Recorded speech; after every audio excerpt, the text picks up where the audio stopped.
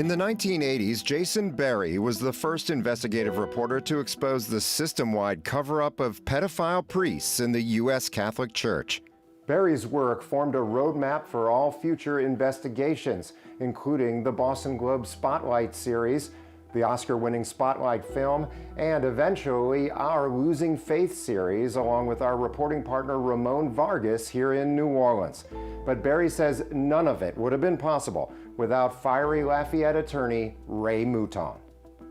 Ray Mouton was by far the most mercurial, colorful, radically dramatic source I have ever had. The Diocese of Lafayette hired Mouton to defend the priest Gilbert Gauthier, who was charged with child rape. And Mouton did the job, negotiating a plea that got Gauthier 20 years in prison and out of jail in just 10. But along the way, he learned the church was sheltering other priests and ignoring hundreds of victims. His longtime legal assistant, Cecile Mouton, said it angered him and drove him away from the church they both loved. He asked me how I could continue. How can you do that knowing what's happening? And I said, to him, it's not about the priest, it's about your faith and what you believe in.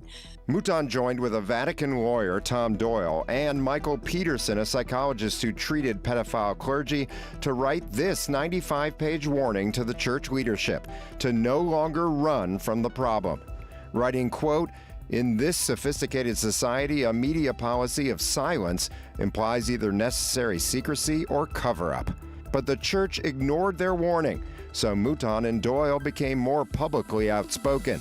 People stopped listening as he got deeper and deeper and deeper into it, and I think he was like, this is as high as I can go. In 2002, Mouton explained his journey to 60 Minutes' Ed Bradley.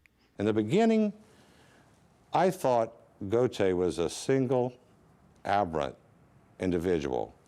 Within a year, I believed that there was a small cult of pedophiles within the Catholic Church in this country, and now I believe it's a culture, a clerical culture within this country, that it's that widespread. Mouton and his wife Melanie spent the last 2 decades in a tiny mountain village in France along the border with Spain. There, he wrote a novel, In God's House, a fictionalized account of his own efforts to confront the U.S. Catholic Church.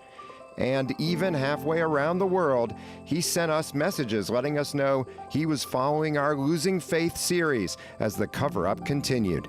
And he was reading the coverage that you were doing, Ramon Vargas was doing with The Guardian, the two of you together. I don't think it surprised him, but I would bet it shocked him. Yeah. To know that this degree of moral turpitude was still the order of the day.